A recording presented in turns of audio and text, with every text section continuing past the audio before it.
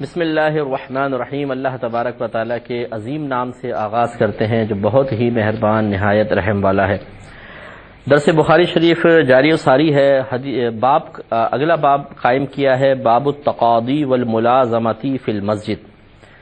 مسجد میں قرض کا مطالبہ کرنا اور مقروض کو پکڑ لینے کا باب۔ یعنی اس میں یہ ذکر ہے کہ ایک مقروض تھے، ایک قرض خواہ تھے، اور انہوں نے مقروض کو مسجد میں ہی روکے رکھا اور ان سے قرض کا مطالبہ کیا، تو اس کے بارے میں یہ حدیث ہے۔ پہلے بھی غالباً گزر چکی ہے، دوبارہ اس حدیث کو ڈالا ہے تو ہم اس کو پھر بیان کرتے ہیں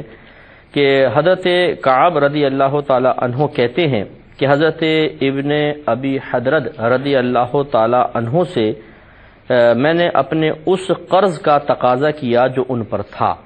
حضرت کعب رضی اللہ تعالیٰ عنہ اپنے ایک واقعہ بیان کرتے ہیں کہ میں نے ابن ابی حدرد رضی اللہ تعالیٰ عنہ کو کچھ قرضہ دیا تھا،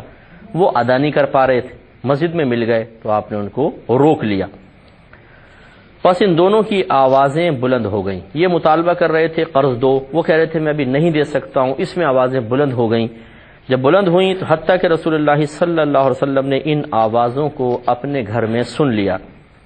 آپ ان دونوں کی طرف نکلے حتیٰ کہ آپ نے اپنے حجرے کا پردہ کھولا، پھر آپ نے آواز دی اے کعب، تو انہوں نے عرض کی لبیک یا رسول اللہ صلی اللہ علیہ وسلم، یعنی میں حاضر ہوں، حکم یا رسول اللہ، کیا حکم ہے؟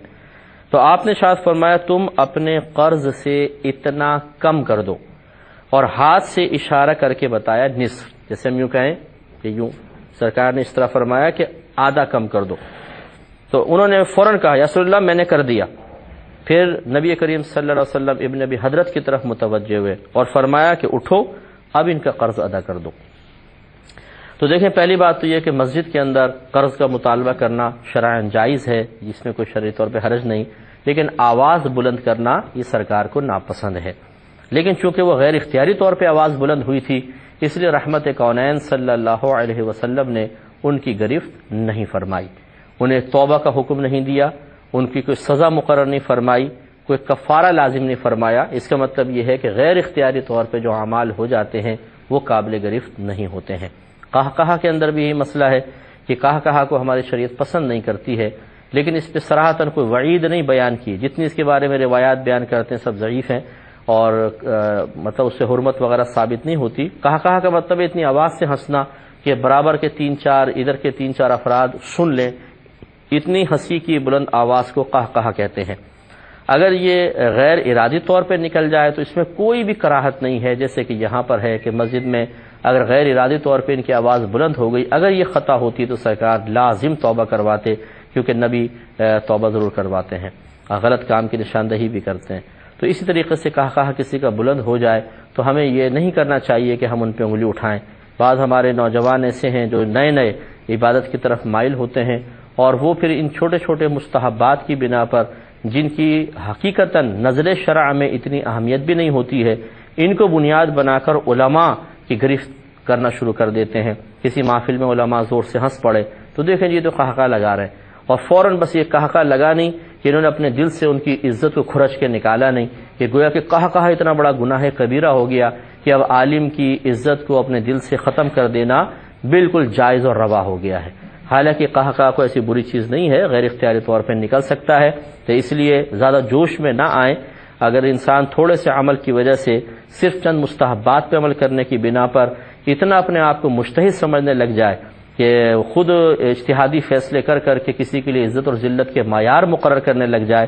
تو وہ اپنی آخرت کی فکر کرے، اسے میدان محشر میں ہو سکتا ہے کہ بہت زیادہ شرمندگی اٹھانی پڑے۔ یاد رکھیں کہ آخرت کے معاملات آپ کی میری مرضی کے مطابق طے نہیں ہوں گے کہ ہم تھوڑی سی عبادت کر کے اپنے آپ کو ولی سمجھنے لگ جائیں اور پھر آخرت کے فیصلے گویا کہ اپنے ہاتھ میں لے لیں کہ جو میں کر رہا ہوں بس صحیح کر رہا ہوں، جو میں سوچ رہا ہوں بس صحیح سوچ رہا ہوں۔ کیسے سوچ رہے ہیں؟ دلیل دیجیے، چلیں اس کے اوپر لائیے دلیل۔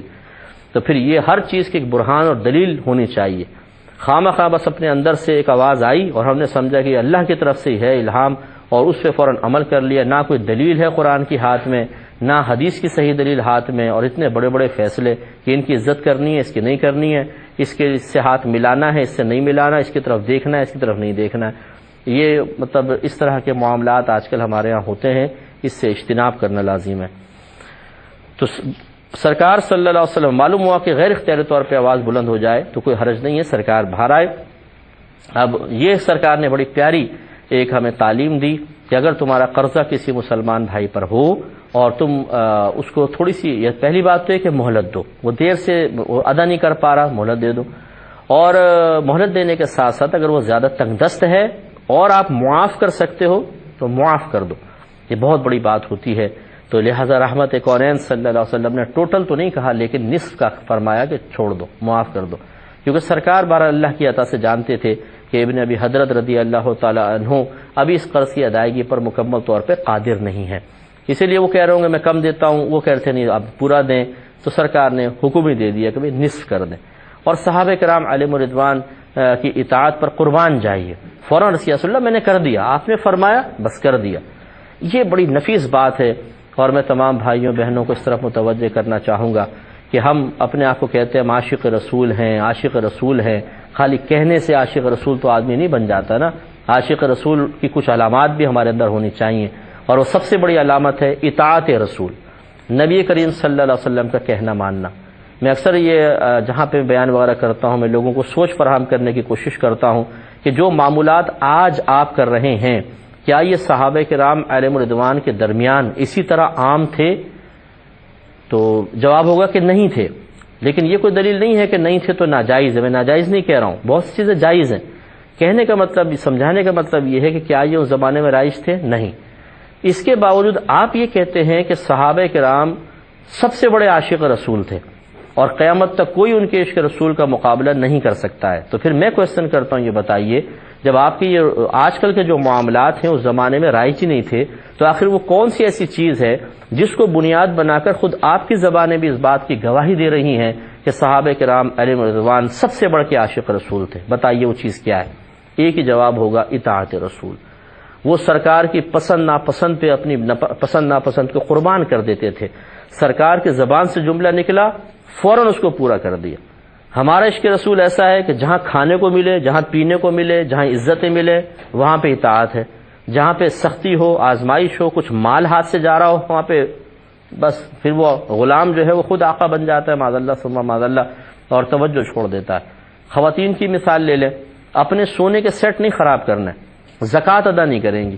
ہم تو کماتے نہیں ہیں کہاں سے زکوٰۃ ادا کریں؟ تو بہن ذرا زکوٰۃ کی فرضیت کے مقاصد پر تو پہلے غور کر لیں۔ زکوٰۃ اس لیے فرض کی گئی ہے کہ ایک تو مال کی محبت ہمارے دل سے کم ہو جائے، دوسرا ہمارا دل سے بخل دور ہو، جو کنجوسی اور بخل ہم پر غالب ہے، تیسرا آپ کے مال میں اللہ تعالیٰ نے غریب کا حق بھی رکھا ہے، وہ حق آپ کے مال سے ادا ہو۔ اب خواتین کہتی ہیں جی ہم کہاں سے دیں، شوہر سے کہہ دیتے تم ادا کرو، میں کہاں سے ادا کروں گی؟ تو یہ بتائیے کہ جو بہنوں کے پاس سونے کے سیٹ بن بن کے رکھے ہوئے ہیں جس کو بیچ کر زکوٰۃ ادا کرنا ان پہ فرض تھا لیکن نہیں کر رہی اپنے سونے کے سیٹ بچانے کے چکر میں، تو پھر یہ آپ یہ بتائیے کہ جو تین مقاصد میں نے آپ کو بتائے وہ حکمت آپ کے مال سے تو پوری نہیں ہو رہی، نہ آپ کے مال سے غریب کو فائدہ ہو رہا ہے، نہ آپ کے دل کا بخل دور ہو رہا ہے، نہ مال کی محبت کم ہو رہی ہے، بلکہ یہ بخل اور مال کی محبت ہی ہے کہ آپ سیٹ نہیں خراب کرنا چاہتی ہیں اور شوہر سے کہہ دیتی ہیں میری زکوٰۃ ادا کرو،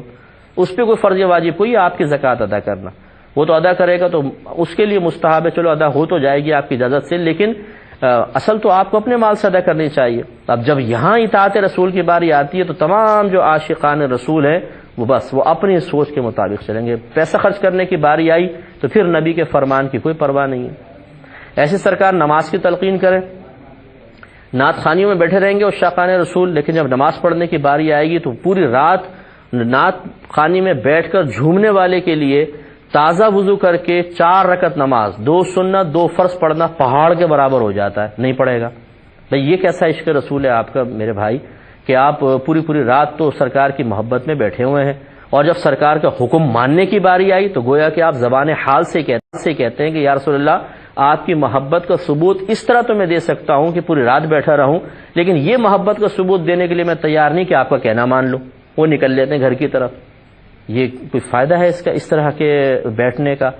حضرت عمر فاروق رضی اللہ تعالیٰ عنہ کے دور میں ایک نوجوان بڑا نمازی تھا، ایک دن فجر میں نظر نہیں آیا، اور عمر فاروق رضی اللہ تعالیٰ عنہ کا طریقہ یہ تھا کہ جب آپ نماز پڑھاتے تو نمازیوں پہ ایک نگاہ ڈالتے تھے، جو ریگولر نمازی تھے کون ہے کون نہیں ہے دیکھتے تھے، وہ نوجوان غائب۔ تو آپ نے نماز پڑھانے کے بعد نکل گئے، اس کے گھر پہنچ گئے، دروازہ بجایا، اس کی والدہ آئیں، آپ نے فرمایا تمہارا بیٹا کہاں ہے؟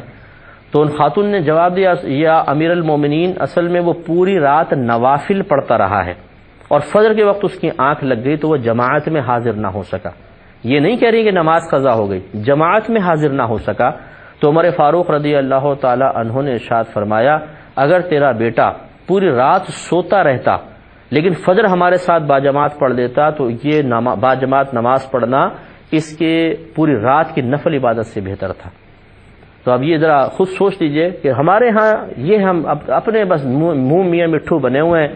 ایک تم مجھے بولو عاشق رسول، میں تمہیں بولتا ہوں عاشق رسول کھیلتے ہیں، ایک دوسرے کو بول بول کے خوش ہو رہے ہیں بہت، جی انصاف سے ملیے ماشاءاللہ بہت بڑے عاشق رسول ہیں۔ اب سر سے پاؤں تک دیکھو تو کوئی علامت نہیں ہے عشق رسول کی، بھئی کیسے عاشق رسول ہے؟ وہ جی ماشاءاللہ ہماری مسجد کے اندر چندہ دے دیتے ہیں،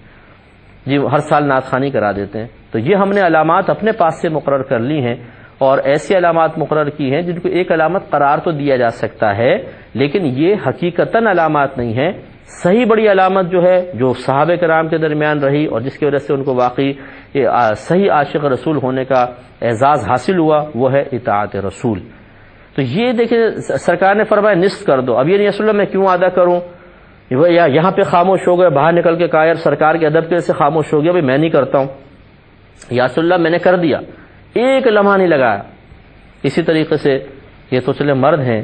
ایک بخاری کی ہی روایت، ایک خاتون سرکار کے پاس آئیں، سرکار کی نگاہ اچانک ان کے ہاتھ پہ پڑ گئی تو 2 سونے کے کنگن انہوں نے پہن رکھے تھے، تو سرکار نے شاید فرمایا کہ کیا تم ان کنگنوں کی زکوٰۃ ادا کرتی ہو؟ حضرت رسول اللہ نہیں۔ فرمایا کہ اگر نہیں کرتی ہوں تمہارے ساتھ جہنم میں ایسا ایسا کیا جائے گا، یعنی یہ تمہیں آگ کے کر کے تمہیں عذاب ہوگا۔ تو ان خاتون نے اسی وقت روایت میں آتا ہے کہ وہ کنگن اتارے، عرصی رسول اللہ اگر یہ بات ہے تو میں اس کو اللہ اور اس کے رسول کے حوالے کرتے ہیں، تو یہ فوراً اتار کے دے دیا۔ اب ہماری بہنوں کو دیکھ لیں کہ سونے کو چمٹا کے رکھا ہوا ہے انہوں نے، قبر کے اندر ساتھ لے جانے کے چکر میں ہے، میدان محشر میں کیا ہوگا ان کے ساتھ، قبر میں کیا ہوگا، کوئی پرواہ نہیں ہے، بس سونا نہیں نکلے۔ تو یہ تو بخل ہے، یہی تو محبت دور کرنا چاہتا ہے مذہب اسلام۔ لیکن ہماری بہنیں کئی سالوں کی 14 سالوں کی 15 سالوں کی زکاتیں دبا کر بیٹھی ہوئی ہیں، اپنے مال سے غریب کا حق نہیں دے رہی اور گناہ کبیرہ اپنے نام اعمال میں لکھوا رہی ہیں، جن کے ارادے نہیں دینے کا تو گناہ کبیرہ ہے۔ اگر تاخیر کی تو پھر بھی گناہ ہے، فقہا نے تاخیر کرنا بھی منع کیا، جس سال زکات ہو فوری طور پہ زکات کو ادا کرے۔ تو جتنے ہمارے بھائی بہن سن رہے ہیں، اگر واقعی آپ محبت رسول کا دعویٰ کرتے ہیں اور حقیقتاً ہے بھی،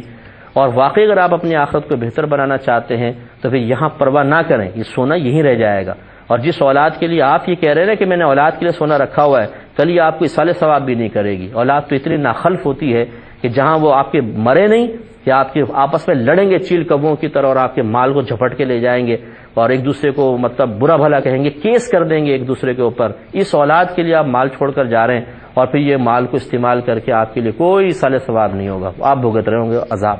تو سمجھیے اللہ تعالیٰ سمجھنے کی توفیق عطا فرمائے، آمین۔ کوئی اس بات کا برا بھی نہ مانے، ہم دیکھیں آپ اگر زکوٰۃ ادا کریں گے مجھے تو پتہ بھی نہیں ہوگا ادا کر رہے ہیں یا نہیں کر رہے ہیں، تو ہمارا یہ جو سمجھانا ہے یہ صرف اس لیے ہے کہ ہم نفس و شیطان کے شر سے محفوظ رہیں، ان کی اطاعت سے باہر نکلیں۔ اولاد کے لیے آپ ضرور کریں لیکن وہی اتنا ہی کریں اور اسی انداز سے کریں جس کو اللہ تبارک و تعالیٰ اور اس کے رسول کریم صلی اللہ علیہ وسلم پسند فرماتے ہیں اور اس کی اجازت دیتے ہیں۔ اگر ہم مال حرام کما کے اولاد کے لیے چھوڑ جائیں یا مال حلال ہے لیکن اس میں لوگوں کے حقوق ادا نہ کریں اور اپنے اولاد کے لیے چھوڑ جائیں تو پھر یہ وبال ہی وبال ہے۔ تو اس لیے فوراً سے پیشتر ہماری بہنیں اور وہ بھائی جو کروڑوں اربوں روپے ان کے پاس ہیں اور زکوٰۃ ادا کرتے ہوئے کوتاہی کا شکار ہے، انہیں فوراً سے پیشتر کسی اچھے مسند عالم دین مفتی صاحب سے حساب و کتاب کرنے کے بعد اس زکوٰۃ کی ادائیگی کا اہتمام کرنا چاہیے اور اس طرح اپنے عشق رسول کا ثبوت بھی فراہم کرنا چاحیے۔ اور پھر سرکار نے حضرت ابن ابی حضرت سے فرمایا اٹھو اب ان کا قرض ادا کرو، یعنی اب جو آپ پہ نصف ہم نے کروائی دیا ہے اب نصف آپ ان کو دے دیجئے۔ تو اس سے یہ معلوم ہوا کہ سرکار کی تمنا ہے کہ مقروض کو کے اوپر سے بوجھ ہلکا کر دے۔ نبی کریم صلی اللہ علیہ وسلم نے ارشاد فرمایا کہ جو مقروض تنگ دست کو مہلت دیتا ہے، اس کے ساتھ نرمی کا سلوک کرتا ہے تو اللہ تعالیٰ اس کے ساتھ میدان محشر میں نرمی فرمائے گا۔ ہمارے ہاں ایسا ہوتا ہے کہ ہم کسی کو قرضہ دے دیتے ہیں، اب ہم جانتے ہیں کہ بیچارہ غریب ہے، کمزور ہے، ابھی ادا نہیں کر سکتا ہے، لیکن ہم جا کے اس کو پھر ذلیل کرتے ہیں، شرمندہ کرتے ہیں، اسے گریبان تک کو پکڑ لیتے ہیں، اسے دھمکی دیتے ہیں کہ تجھے گھسیٹ کے پورے محلے میں لا کے بے عزت کر دوں گا۔ ورنہ میرا مال دے، کہیں سے بھی دو، مجھے نہیں پتا۔ اور واقعی وہ بیچارہ بعض اوقات تو ایسے بھی ہوتے ہیں لوگ، خیر اس کا انکار نہیں ہے، کہ خود اچھا کھا رہے ہیں، پی رہے ہیں، ٹیکسیوں میں سفر کر رہے ہیں اور کپڑے خرید کے لائے جا رہے ہیں، قرضہ جب ادا کرنے کی باری آتی تو فقیر بن کے بیٹھ جاتے ہیں، یہ بھی شدید گناہ گار ہے۔ لیکن ایک شخص واقعی ہم اس کو جانتے ہیں کہ وہ بیچارہ واقعی تنگ دست ہے، لیکن ہم اپنے پیسے کو حاصل کرنے کے لیے باوجود اس بات کے کہ اللہ نے ہمیں طاقت دی ہے، قدرت دی ہے کہ ہم مہلت بھی دے سکتے ہیں، معاف بھی کر سکتے ہیں، ہم کہتے ہیں کہ نہیں، فوراً ادا کرو، مہلت بھی نہیں دوں گا، معاف بھی نہیں کروں گا۔ یہ چیز مناسب نہیں ہے۔ اگر ہم یہاں پہ زیادہ سختیاں کریں گے تو پھر میدان محشر میں اللہ تبارک و تعالی بھی ہم پر سختی کا معاملہ فرما سکتا ہے، اور نرمی دیں گے تو انشاءاللہ نرمی۔ سید دو عالم صلی اللہ علیہ وسلم ارشاد فرماتے ہیں کہ ایک شخص کا انتقال ہوا، پرانے زمانے کا کوئی شخص تھا، سرکار اس کا واقعہ بیان کر رہے ہیں کہ جب وہ فوت ہوا اور اللہ کی بارگاہ میں گیا، اور بعض نے اس کی شرح یہ کی ہے کہ یہ اصل میں سرکار بعد کا واقعہ بتا رہے ہیں کہ جب میدان محشر میں آئے گا تو کیا ہوگا، لیکن سرکار نے اس طرح بیان فرمایا جیسے ماضی کا واقعہ ہو چکا ہے۔ تو سرکار نے فرمایا کہ جب وہ مر کے اللہ تعالیٰ کی بارگاہ میں پہنچا تو اللہ تعالیٰ نے فرمایا ان فرشتوں سے کہ اس کی میں نے بخشش و مغفرت کر دی۔ وجہ جب پوچھی گئی تو اللہ تعالیٰ نے فرمایا کہ یہ تنگ دستوں کو مہلت دیا کرتا تھا، اور جو قرضہ ادا نہیں کر سکتا تھا اس کو قرضہ معاف کر دیتا تھا۔ جب یہ میرا بندہ ہو کر لوگوں کے ساتھ یہ معاملہ کر رہا ہے تو میں ارحم الراحمین ہو کر اس کے ساتھ اس قسم کا معاملہ نہ کروں۔ تو معلوم یہ ہوا کہ اگر آپ کے کوئی بھائی ہیں، بہنیں ہیں، کوئی قریبی رشتہ دار ہیں، اگر آپ ان کا قرضہ کم کر سکتے ہیں، معاف کر سکتے ہیں تو کر دیجئے، آپ کے لیے بڑا اجر و ثواب ہوگا۔ وہ پیسہ آ بھی گیا، کتنے عرصے آپ کے پاس رہے گا، تو کیوں نہ اس کی انویسٹمنٹ آخرت کے لیے کر دی جائے، تو سامنے والے کو بھی سکون مل جائے گا۔ اور یہ بھی ہو سکتا ہے کہ دیکھیں یہ معاملہ آپ کے ساتھ ہوتا کہ آپ مقروض ہوتے، کوئی آپ سے قرضہ لے رہا ہوتا، تو اسی طرح کی بے عزتیاں اگر آپ کی ہوتی تو، اور اگر آپ کو کوئی مہلت دیتا یا معاف کر دیتا، قرضہ معاف کر دیتا، تو آپ کو کتنی خوشی ہوتی۔ تو یہی چیز پھر اپنے مسلمان بھائی کے لیے بھی آپ سوچئے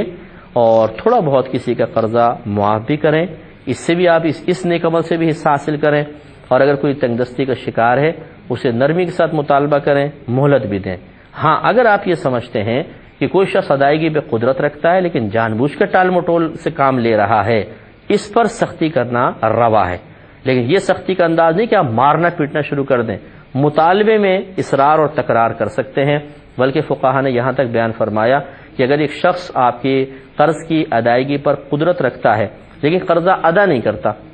تو آپ اس کا کوئی بھی مال جو آپ کو نظر آیا آپ اٹھا کے لے جا کر اسے بیچ کر اپنا قرضہ حاصل کر سکتے ہیں، یعنی چوری نہیں کہلائے گی، حتیٰ کہ چھین کے بھی لے جا سکتے ہیں اگر آپ میں طاقت ہے کہ کچھ چیز سے چھین کر لے گئے، جا کے بیچ کر اور اپنا قرضہ وصول کر لیا، لیکن یہ اسی کے ساتھ جائز ہوگا کہ جو دے سکتا ہے لیکن آپ کا پیسہ نہیں دے رہا ہے اس کے ساتھ، لیکن غریب کے ساتھ ایسا نہیں کیجیے گا۔ اور ہمارے خصوصی طور پہ ملک پاکستان کے جو حالات آپ کے سامنے ہیں کہ یہاں جو اپر کلاس کا طبقہ تھا وہ مڈل پر آ گیا ہے، اور مڈل کا لوور کلاس میں آ گیا، اور جو لوور کلاس والا وہ کہاں گیا، اس کو زمین کے اندر آپ دیکھ سکتے ہیں کہ بیچارے قریب ہے کہ وہ زمین میں دفن ہو جائیں گے۔ ایسے لوگوں پر سختی شدت واقعی بڑی آزمائش ہے۔ اللہ تعالی ہمیں سمجھنے کی توفیق عطا فرمائے، آمین۔ وآخر دعوانا ان الحمد للہ رب العالمین۔